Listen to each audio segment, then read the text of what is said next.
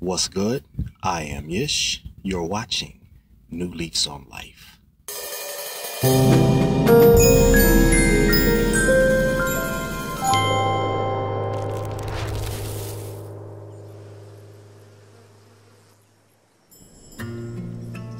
So just wanted to have a brief journal of what I am currently going through and what I'm feeling at the moment and what I am observant of.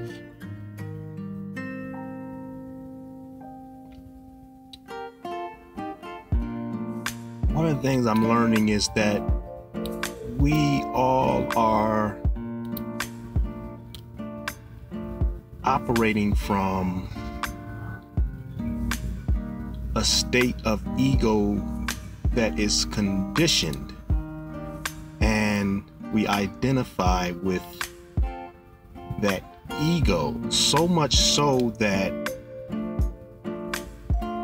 it becomes difficult to think outside of that ego state, that identity, because we don't know what's out there.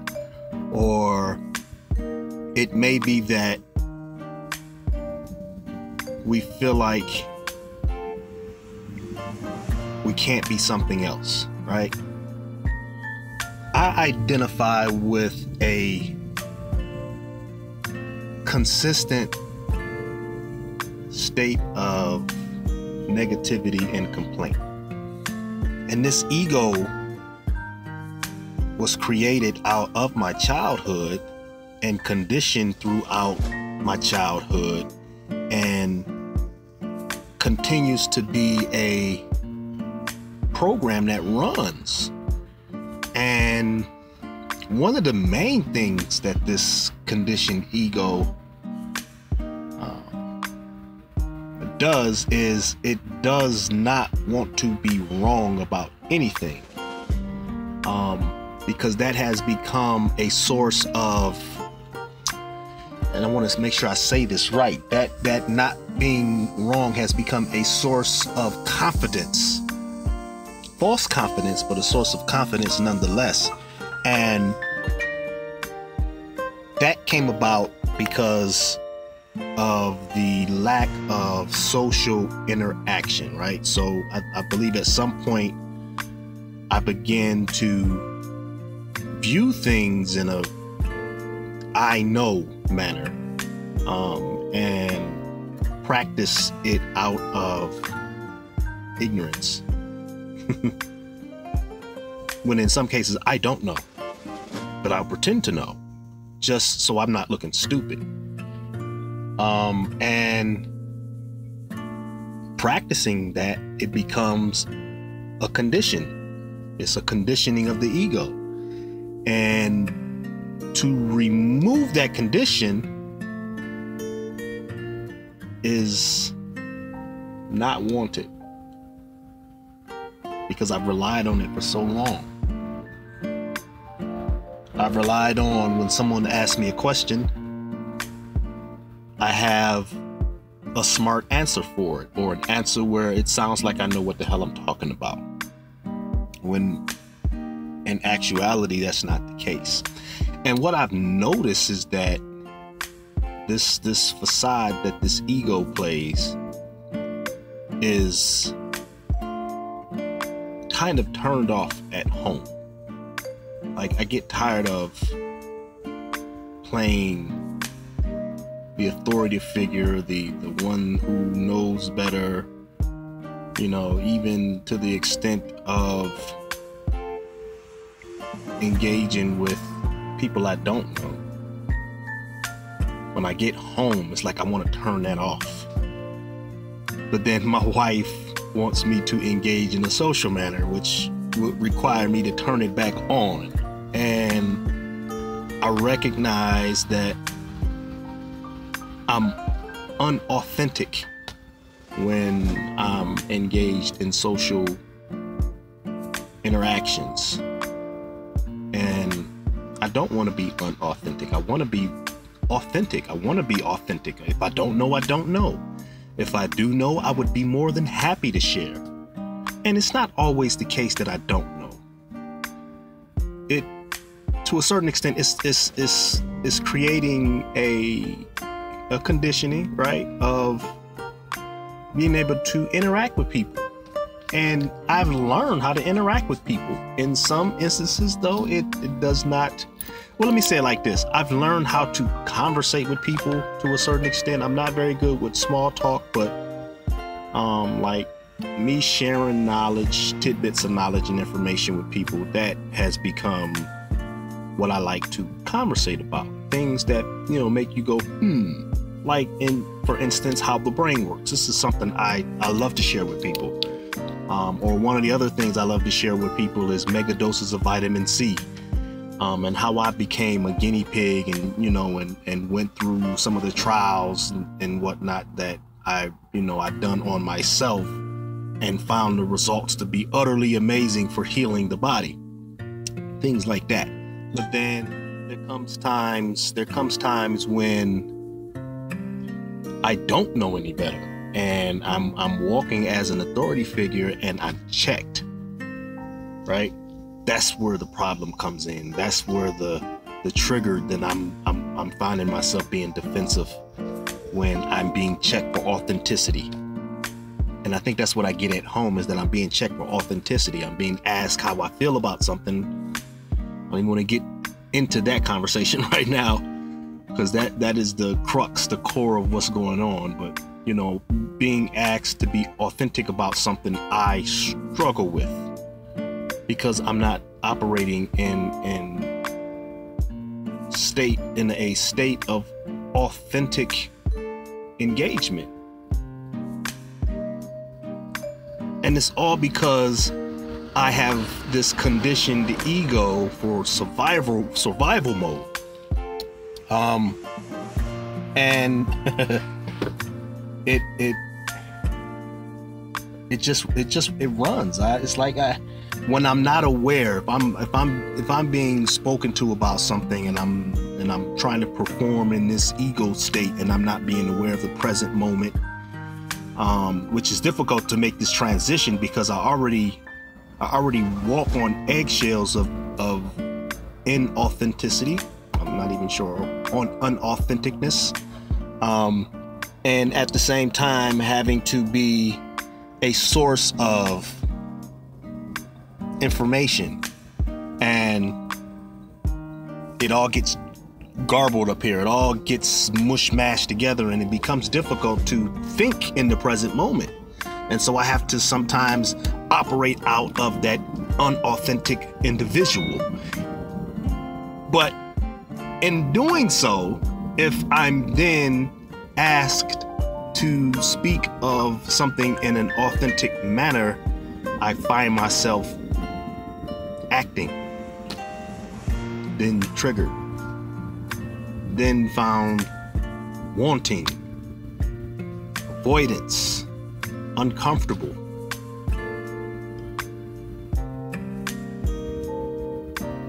And so I say all that because dissolving this conditioned ego so that I can operate from an authentic place of true self, of pure self, is the ultimate goal. And it's funny, one of the videos I was looking at spoke about how, and I think this was one of the Indian gentlemen, it might have been either the guy, what's his name, Sadhguru, or it was I forget the guy's name, but it's one of Muji's teachers. But anyway, he spoke about, or it might have been Muji, spoke about these egos. Really, the way that you use these egos is you have the ability to step into these egos and choose what you want at will, but do not identify with the ego as the self, because it is not. It can always, it can always, and it always changes this ego. And so 1 minute, I'm a music producer, right? That's an ego. That's a state of mind. That's a conditioning. The next minute I am a supervisor at the job. That's not That's not who I am. Neither is the musician. It's just simply the ego, or the play of consciousness that I choose at that moment. And it's okay to be like that, to choose. That's the beauty of being human, is you get to choose who you want to be. But the problem is we get stuck with identifying who we are as the ego. But there's somebody behind the ego that is witnessing the ego. That is the true self. That is the experiencer of all life, right? And what I've come to understand, and this is a biblical principle at the end of the day, is in the book it talks about the war between the flesh and the spirit. That's what this is. The spirit is the ego. It's the body, the mind-body connection. That's the flesh, right? The mind controls the body and all of these various things, and has this interconnected and very complex system that makes this thing functional. And then there is the part within that you cannot see. It is it's hard to describe it because you're putting carnal things on a spiritual understanding, and they don't match, right? But there, let's just for sake of conversation, or for sake of explaining, it is a spirit in you that is unchangeable, is unmovable. It does not necessarily have a beginning or an end, and it is a space, and that is the spirit that is within us that God says you are the temple for.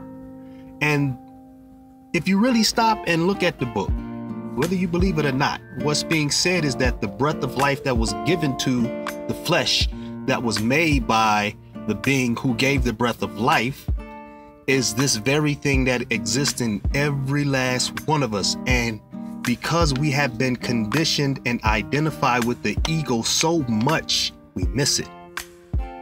We miss it. Now, I will be honest with you. I have had in my lifetime on this planet, before I even came to any of the knowledge of this stuff being a thing, I had 4 experiences of stepping out of the ego. And it was only for a brief moment. Each time was only for a brief moment. It was an inquiry, as they call it. It was a me just stopping and looking at everything around me, and then just removing everything around me. Who I was, where I was, why I was, how I was, and asking, who am I? What is this that's living, that's existing in this day and age, at this very moment, walking at this very time, speaking to you? Who am I right now, right here? Why now? Right? Why here? Why not 2,000 years ago or 2,000 years from now?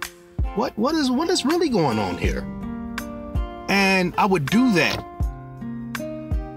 And I would be, it's not even going to another place.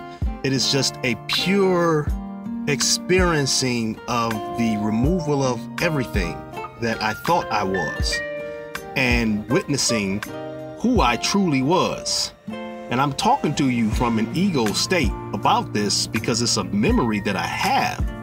But the experience of it was just, it was startling, is the word I can put to it, because it felt like nothing else. Yet it felt like everything. It felt like pure energy. And I come to now understand that this is the pure self. This is the unchanging self, the spirit man, the breath of life that God has put in us, that I was experiencing. And it's there for everybody to experience it, but it's covered in so many layers of ego and people identify so strongly with their ego, especially when it's profitable for them, that it becomes difficult to look under the layers and see the real you. And again, this is the war between the flesh and the spirit. The flesh wants to be this. The flesh wants to be that. It wants this. It desires that. The spirit, on the other hand, is completely different. It is pure joy, pure love, pure compassion. It is an amazing thing to witness. And yet most people, if they were even asked about it, would give you the side eye, because it appears to be a very strange thing. And because we're conditioned even by our upbringing, because we're conditioned so much by our upbringing, it is labeled in such a way that turns people off. I'll say this, and I'm going to end on this. Humans have a way of corrupting things. God is not a religion. What Christ taught was not a religion, right? These were basic principles of how man should treat each other, and how he should take care of him and herself. And even when we talk about things like the Buddha was a man who understood a certain principle. It was not a religion. He was not a god, but man bows to him. Man bows to statues in Christianity. Man corrupts a lot of things, but and most of this is because of these layers of ego, what man thinks in his interpretation of these things. But when you remove the layers and you get down to the nitty-gritty of what all of these things are, like for instance the Buddha talks about suffering, and I'm not that deep into Buddhism, but a lot of it is talking about the ego and removing the ego from the self, and being able to transcend the ego and find your much more higher being. It's just a plain principle. It's a plain truth that, it's not a religious thing. It's just a pointing to. It's something that's there, that's covered by human greed and need, human exploration, human profiting, one-upmanship, things like that, things that we get so caught up, and distractions as well. We get so caught up in the worldly things, and it's a lot of it, because it's a lot of us, and it's a lot of egos, and it's more than one ego in each person. So we talk about 7 billion people on the planet with an ego, and more than one ego. There's a lot of thinking going on. It's very dynamic, and it's an awesome thing to have an ego, but we get caught up in the identity of it so much so that don't nobody even pay attention to the raw existence of who you and I are without all of these egocentric constructs. And I've been there 4 times in my life, very brief moments, but it felt wonderful, startling yet wonderful. And you can operate from that place more if you simply remove the egos. You have to remove Muji said that when he sat in front of Papa G, that was the other guy's name, Papa G, he said that or it might have been Ranamashi or Ranamahar, something like that. He said that in order to find the truth, you must disappear.